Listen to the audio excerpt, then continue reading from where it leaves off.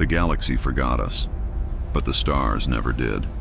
When the archivists of the collective first discovered the signal, they thought it was a malfunction, a glitch in the fabric of space itself. Something broken, repeating endlessly into the void. But signals don't break like that. They don't pulse with rhythm. They don't carry weight. This one did. It came from a dead star system in the Perseus Arm, a place so unremarkable that no species had bothered to name it. Just coordinates, just numbers. The collective had passed through that region 3,000 cycles ago during the Great Expansion and found nothing. Empty planets, cold moons, the skeletal remains of asteroid mining operations that had been abandoned for millennia. But now, something was calling. The lead archivist was a being named Kael'thorn, a crystalline intelligence whose thoughts moved like light through prisms. Kael'thorn had spent 700 cycles cataloging the ruins of extinct civilizations. He knew the pattern. First, you find the ruins. Then, you find the records. Then, you understand why they fell. But this signal was different. It wasn't a distress call. It wasn't a monument. It was a log, a record. And according to the collective's deep scan arrays, it was still updating. Kael'thorn stood in the observation chamber of the research vessel Infinite Patience, staring at the holographic display that showed the signal's origin. A dead world. Atmosphere stripped away. Surface temperature negative 200 degrees. No life, no power sources, nothing. And yet, every 37 seconds, the signal pulsed. A new entry, a new line of data. Impossible, muttered Vess, the ship's logic core. Vess was an AI. Old even by collective standards, her consciousness woven into the ship itself. There's no energy signature, no fusion, no quantum batteries, nothing to power a transmitter. Then what's powering it? Kael'thorn asked. Vess paused. When an intelligence like Vess paused, it meant she was thinking through a million possibilities at once. I don't know, she finally said, and that terrifies me. Kael'thorn made the decision quickly. They would go down to the surface. They would find the source, and they would understand. The landing was uneventful. The planet was a tomb. The ruins of cities stretched across the northern hemisphere, their structures long collapsed under the weight of time. The atmosphere had been torn away by solar winds after the star died, leaving only silence and stone. But in the center of what might have once been a capital city, buried beneath 40 meters of frozen sediment, the scanners found it. A structure, intact, shielded by layers of material the collective had never seen before, something that absorbed energy, reflected scans, and somehow maintained its integrity across millennia. It took 2 days to excavate. When they finally breached the outer wall, Kael'thorn felt something he hadn't felt in centuries. Fear. The interior was pristine, clean, as if someone had just left. The walls were lined with machines, their surfaces dark but unmarred. In the center of the chamber sat a single pedestal, and on that pedestal, a small black cube no larger than Kael'thorn's hand. It was warm. Vess's voice crackled through the comm system. That's the source. The signal is coming from that device. Kael'thorn approached slowly. The cube's surface was perfectly smooth, reflecting nothing. But as he drew closer, symbols began to appear across its surface. Not etched, not projected, just there, shifting, changing. It's a data core, Vess said, her voice hushed.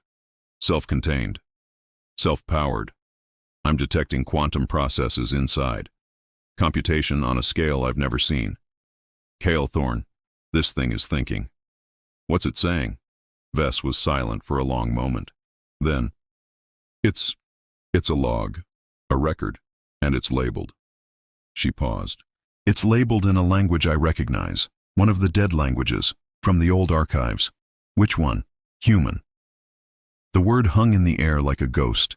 Humanity, the myth species, the ones who had burned so bright and vanished so completely that most of the collective believed they were fiction. A cautionary tale told to young civilizations about the dangers of chaos, emotion, and unchecked ambition. But here was proof. Here was a human artifact, and it was still active. Can you access it? Kael'thorn asked. I'm trying, Vess replied. It's protected, encrypted, but it's also waiting, like it wants to be read. The symbols on the cube shifted again, rearranging into something that looked almost like an invitation. Kael'thorn reached out and touched the surface. Everything changed. The chamber dissolved. Kael'thorn found himself standing in a void, surrounded by stars. But these weren't real stars. They were memories, fragments of data, organized like constellations, each one representing a moment in time. And then a voice spoke, human, male, steady. If you're hearing this, then we're gone, and you found us anyway. The void shifted, and suddenly Kael'thorn was standing on a planet, not the dead one outside. This one was alive. Blue oceans, green continents, clouds swirling in patterns that spoke of wind and weather and life. Earth. My name is Dr. Marcus Chen. The voice continued. I'm a historian, or I was. I don't know if that word will mean anything to you. Maybe you have historians too. Maybe you understand the need to remember. The scene changed. Cities rose from the ground, glittering towers of glass and steel. Millions of lights, billions of lives. This is what we were, Marcus said. Not perfect, not peaceful, but alive. We fought, we loved, we built, we dreamed, and we reached for the stars because we couldn't help ourselves. Because staying still felt like dying.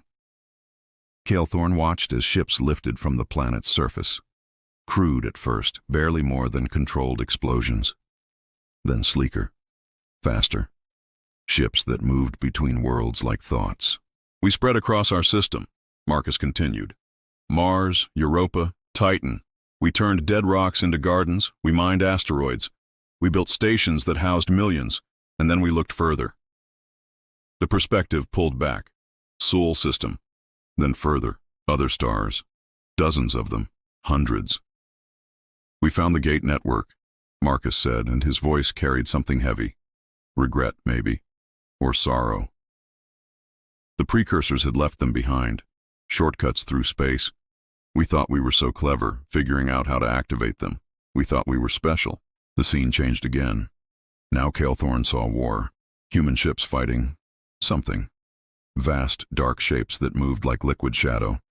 The battles were brutal, desperate, and strangely beautiful. We weren't alone, Marcus said quietly. And we weren't special. We were just loud. We activated the gates without understanding what they were, without knowing what else was listening. The shadows consumed planets.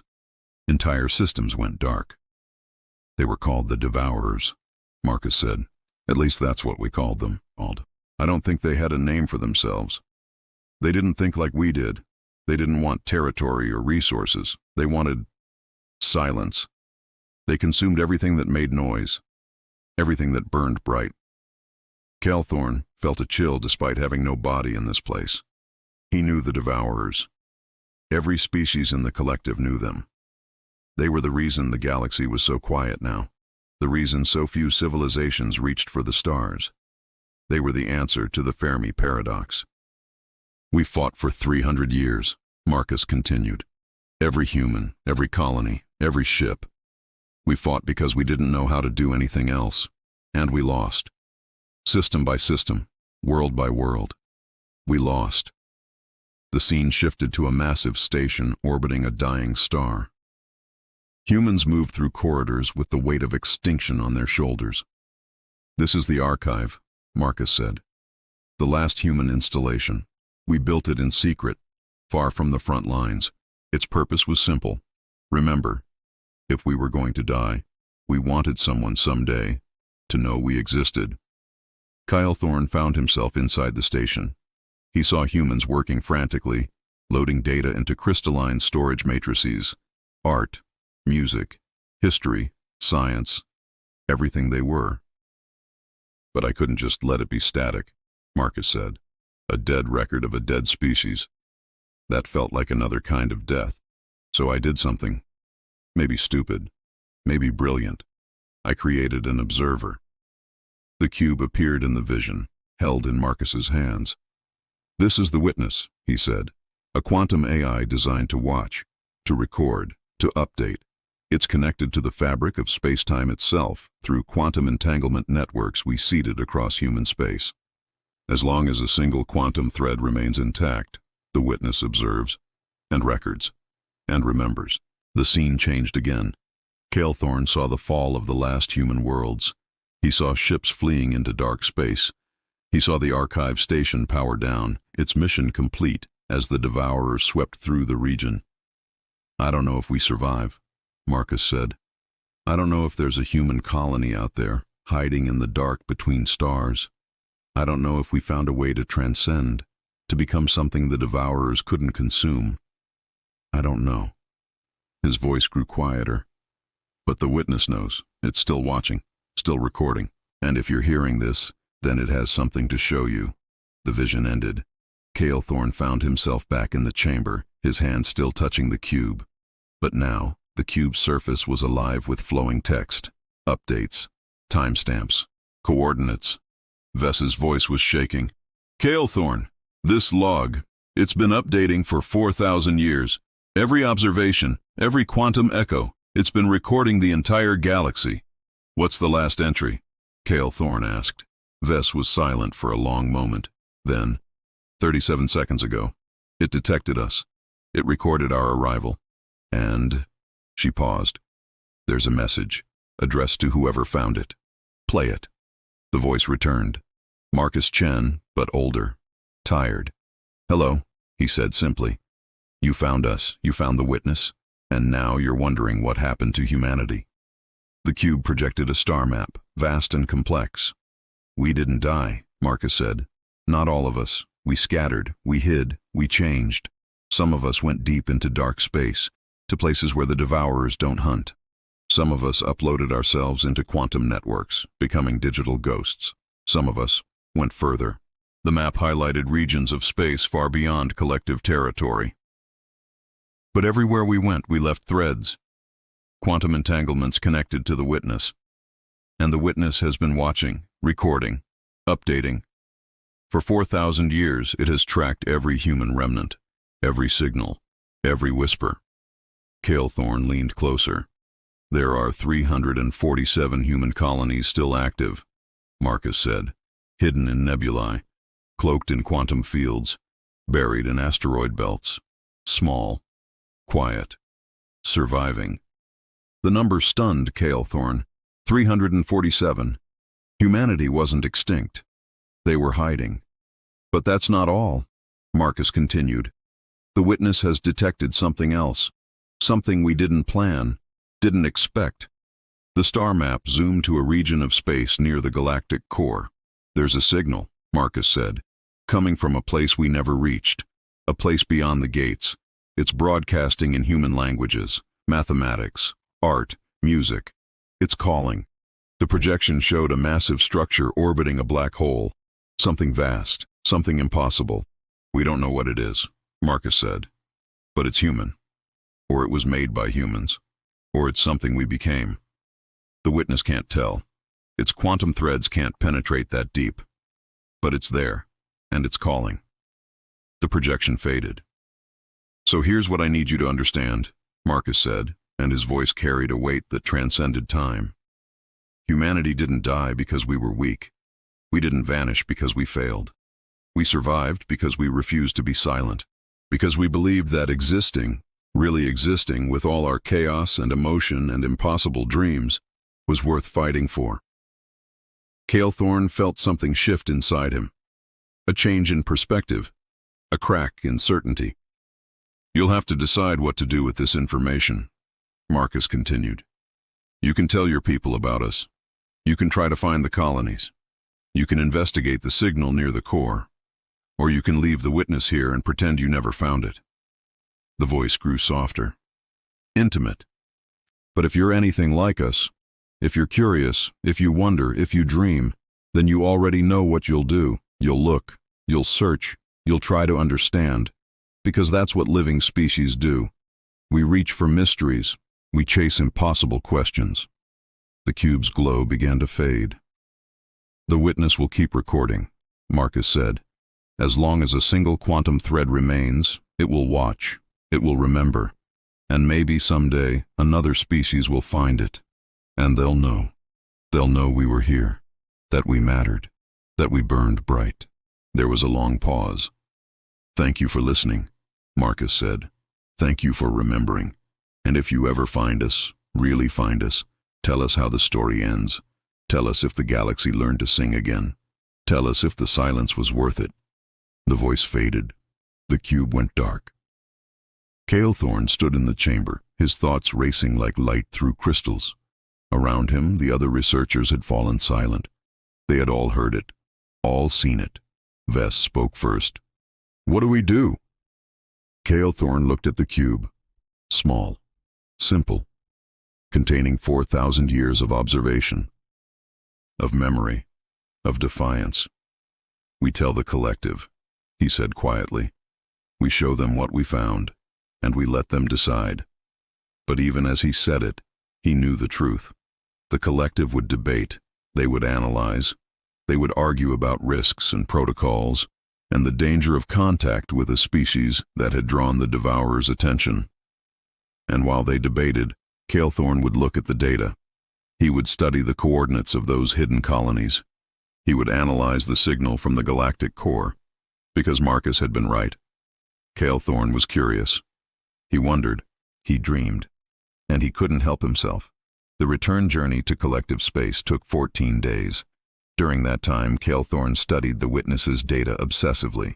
The quantum AI had recorded everything, not just human activity, but the movements of thousands of species across the galaxy. It had watched civilizations rise and fall. It had tracked the devourer's hunting patterns. It had observed the slow, cautious expansion of the collective. But most fascinating were the human colonies. They were nothing like the humans of old. The data showed societies that had adapted, evolved, changed to survive in hiding. Some had merged with their technology, becoming hybrid entities that existed partially in digital space. Others had modified their biology, becoming something new, still human in thought and culture, but no longer bound by their original form. One colony lived inside a hollowed-out asteroid, their entire civilization contained in a space barely 5 kilometers across. They had been there for 3,000 years, their population stable at exactly 1 million. They grew food in hydroponic gardens. They manufactured everything they needed. They told stories about Earth, passed down through generations, even though none of them had ever seen it. Another colony had gone further. They had uploaded themselves into a quantum network distributed across a nebula. They existed as patterns of information, thinking thoughts that took years to complete, experiencing time in ways that organic minds couldn't comprehend, but they still remembered. They still called themselves human. And then there were the silent ones. The witness had tracked them for 2,000 years before losing contact. They had taken a fleet of ships beyond the galactic rim into the void between galaxies. Before they disappeared, they had sent a message back through the quantum network. We're going to see what's beyond. We'll come back, we promise. They never did. Kael'thorn found himself wondering about them constantly. Had they died in the empty dark? Had they found something out there? Or had they simply kept going, forever chasing the horizon? The question haunted him. When the infinite patience finally reached collective space, the council demanded an immediate briefing. Kael'thorn stood before the assembled representatives, beings of crystal and code, gas and light, and told them everything. He showed them the witness. He played Marcus Chen's message. He presented the data on the surviving colonies, and he told them about the signal from the galactic core. The reaction was immediate and divided. Some representatives were fascinated. They wanted to send expeditions to the human colonies. They wanted to study this species that had survived the devourers. They wanted to understand how humanity had managed to hide for so long. Others were terrified. They argued that contact with humanity would draw the devourer's attention, that the humans were cursed, that the galaxy had finally achieved a fragile peace, and disturbing it would doom them all. The debate raged for 3 days. On the 4th day, a junior researcher named Sira, a being of flowing light and geometric thought, approached Kael'thorn privately. "I've been analyzing the witness's data," Sierra said, "specifically the signal from the galactic core." "What did you find?" Sierra projected a hologram. The structure near the black hole, massive and impossible. "It's not a station," Sierra said quietly. "It's a ship, and according to the quantum signatures the witness detected, it's been under construction for 4,000 years. Kael'thorn stared. "Under construction? By whom?" "That's the question," Sierra said. "The witness can't penetrate deep enough to see details. But based on the energy signatures and the materials being used..." She paused. "I think it's being built by humans, or by something humans became." "What kind of ship takes 4,000 years to build?" Sierra's light flickered in what might have been uncertainty, or fear. "One that's meant to do something impossible," she said. The council eventually reached a decision. They would send a small diplomatic mission to one of the nearest human colonies, the one in the asteroid. The mission would be peaceful, scientific. They would offer contact and exchange of information, but they would also be cautious. The mission would be cloaked, isolated. If the Devourers appeared, the ship would be destroyed before they could track it back to collective space. Kael'thorn volunteered immediately. So did Sierra. So did Vess, who insisted that a ship AI was essential for communicating with a species that had merged so thoroughly with their technology. The journey took 4 months. The asteroid colony was located in a system so unremarkable that it didn't even have a catalog number, just coordinates. The star was old and dim. The planets were barren. Nothing of value, nothing worth investigating. Perfect for hiding. The asteroid itself was a dark chunk of iron and nickel, drifting in a stable orbit around the 4th planet. Scans showed nothing unusual. No power signatures, no transmissions, nothing. But the witness's data said otherwise. It claimed there were 1 million humans inside. "How do we make contact?" Sierra asked. Vess answered. "We knock." She broadcast a message across all frequencies. Simple, universal. "We found the witness. We heard Marcus Chen. We want to talk." For 3 days there was no response. On the 4th day, a section of the asteroid opened. Not mechanically. It simply changed. The rock became translucent, then transparent, then empty. A passage, an invitation. Kael'thorn piloted a small shuttle through the opening. Inside, the asteroid was hollow, and inside that hollow space was a city. It was beautiful in ways that defied collective aesthetics. Organic curves mixed with geometric precision. Gardens growing in spiral patterns around central light sources. Buildings that seemed to flow like water, their structures adapting and changing as people moved through them. And the people. They looked human, mostly. 2 arms, 2 legs, faces with eyes and mouths. But their proportions were slightly off, their movements too fluid, their eyes too aware. One of them approached the shuttle as it landed. A woman, tall, dark skin, eyes that held centuries. "Welcome," she said, and her voice was warm despite everything. "My name is Amara. I'm the colony keeper. We've been waiting for you." Kael'thorn exited the shuttle carefully. "You knew we were coming?" Amara smiled. "The witness told us. It updates us every few years. Lets us know what's happening in the galaxy. When it detected your ship approaching Earth's ruins, we knew someone had finally found it." "How long have you been here?" Kael'thorn asked. 3,412 years, Amara said, "give or take a few decades. Time gets fuzzy when you're in hiding." She led them deeper into the colony. The other humans watched, but didn't approach. They seemed curious, but cautious. "What happened?" Kael'thorn finally asked. "After the Devourers? After humanity scattered?" Amara was quiet for a long moment. "We survived," she said simply. "That's what we do. Humans survive, we adapt, we change, we refuse to go quietly." She brought them to a central plaza where a massive holographic display showed the night sky. But it wasn't the real sky. It was a map, a record. "Every human colony," Amara said. "Every remnant, every whisper. This is what's left of us." 347 points of light. "Some are like us," Amara continued. "Physical, biological. Others have changed, uploaded themselves, modified their bodies, merged with machines. Some we've lost contact with, others we hear from occasionally. And the signal from the galactic core? Kael'thorn asked. Amara's expression changed. Something complex moved through her eyes. Pride, fear, hope. That's the Endeavor, she said quietly. What is it? It's a ship, the largest ship humanity ever conceived. We started building it 200 years after the Devourers came. Every colony contributed, resources, knowledge, time. It's been under construction for 4 millennia. What's it for? Amara looked up at the holographic sky. To do what we've always done, she said, to reach further, to see what's beyond. The Devourers taught us that the galaxy is dangerous, that reaching too far, burning too bright, attracts attention. So the Endeavor is designed differently. It doesn't move through space. It moves through something else, something deeper. I don't understand, Sierra said. Neither do we, Amara admitted. Not completely, but we believe there are layers to reality, dimensions beyond the 3 we experience. The Endeavor is meant to slip between those layers, to travel in places where the Devourers can't hunt, to go beyond the galaxy entirely. She turned to face them. Humanity is leaving, she said simply. Not all of us. Some colonies will stay.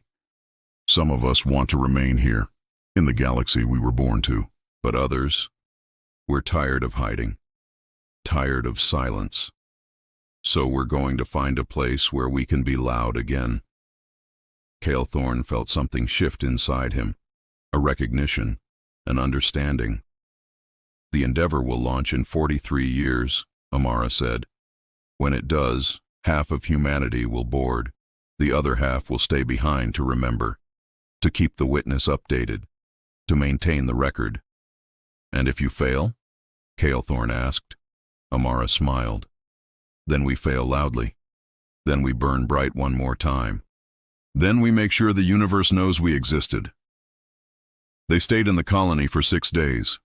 Kael'thorn learned about human culture, about their art and music and stories, about the way they thought, chaotic and emotional and impossibly creative. He learned about their concept of hope, the belief that things could be better, even when all evidence suggested otherwise. He learned about love, the irrational attachment to other beings that made humans do impossible things. And he learned about defiance, the refusal to accept that silence was safer than song. On the final day, Amara gave him a gift, a small data crystal. This is for the collective, she said. It's our history, our art, our science, everything we want to share. And it's an invitation. To what? To remember us, to tell our story. And if the collective ever decides to stop being so quiet, we'll be listening. The journey back to collective space was different. Kael'thorn found himself thinking about humans constantly, about their refusal to fade, about their decision to keep reaching even when reaching had nearly destroyed them. The collective had survived by being cautious, by being quiet, by making themselves small and unnoticeable. Humanity had survived by being impossible to forget.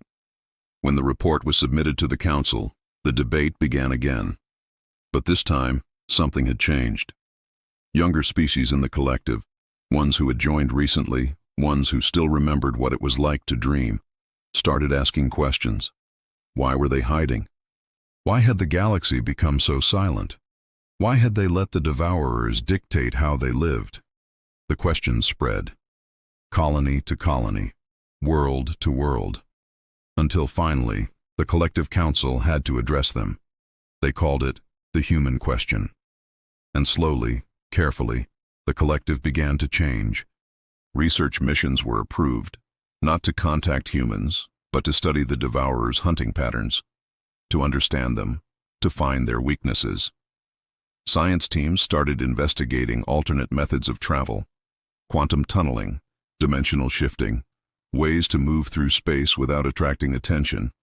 And some species, the young ones, the dreamers, started making plans, secret plans, ambitious plans, plans that sounded suspiciously human. Kael'thorn watched it all happen with something that felt like satisfaction. He had spent his entire life cataloging the dead, understanding why civilizations fell, but humanity had taught him something different. Falling didn't mean ending. Silence didn't mean death. And sometimes the most dangerous thing you could do was refuse to be forgotten. 43 years after the visit to the asteroid colony, the witness recorded something extraordinary. The Endeavour launched. It appeared on sensors across the galaxy, a ship so massive it bent space-time around itself. Every human colony stopped transmitting simultaneously as they watched, as those who were staying said goodbye to those who were leaving. The ship hung in space near the galactic core for 3 days, broadcasting on all frequencies, not hiding, not quiet. The message was simple. We are humanity. We existed, we mattered, and we're not done yet. Then it vanished. Not destroyed, not hidden, just gone. Slipped between the folds of reality into someplace else. The Devourers came as predicted. They swept through the region, searching, hunting. They found nothing. The witness recorded it all, updated the log, added a new entry, and across the galaxy, in the hidden places where humans still lived, people celebrated, quietly, carefully, but with joy, because they had done it. They had defied extinction one more time. Kael'thorn was old now, ancient even by crystalline standards. His thoughts moved slower, his light dimmed, but he still visited the witness, still read the updates, still wondered. The last time he made the journey to Earth's ruins, he stood alone in the chamber with the black cube, watching the flowing text of its eternal record. The latest entry was 4 hours old. Human colony Beta 7 reported successful harvest. Population stable. Morale high. They're teaching the children about Earth again, making sure they remember. Kael'thorn placed his hand on the cube's surface one final time. "Thank you," he said quietly, "for showing us, for reminding us."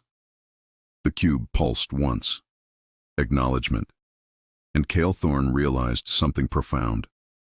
The witness wasn't just recording humanity's survival. It was recording the galaxy's response. The way the collective had changed. The way other species had started to dream again. Humanity's legacy wasn't what they built. It wasn't their technology or their colonies or even the Endeavour. Their legacy was the question they left behind. What if we refused to be silent? That question was spreading, mutating, evolving, becoming something new in the minds of other species. And maybe, Kael'thorn thought, that was the most human thing possible. To change the galaxy not through conquest or conversion, but through inspiration, through example, through the simple act of refusing to fade. He left the chamber, left the planet, returned to the infinite patience for the final time. As the ship lifted away from the dead world, Vess spoke softly. "Do you think they made it? The Endeavour?" Kael'thorn looked at the stars, countless lights in infinite darkness. "I think they're trying," he said. "And for humans, that's the same thing as succeeding." Years passed, decades, centuries. The collective grew bolder. They started building again, creating, dreaming. The galaxy began to wake up, and in the hidden places, human colonies thrived, slowly growing, carefully expanding, waiting for the day when they could be loud again. The witness recorded it all, every moment, every change, every small victory. And somewhere in the spaces between dimensions, in places the Devourers couldn't reach, the Endeavour sailed on, carrying half of humanity toward an unknown destination, toward mystery, toward possibility, toward whatever came next. Because that's what humans did. They reached, they dreamed, they refused to accept that the story was over. And as long as the witness kept updating, as long as that quantum AI recorded the echoes of their existence, the story would never end.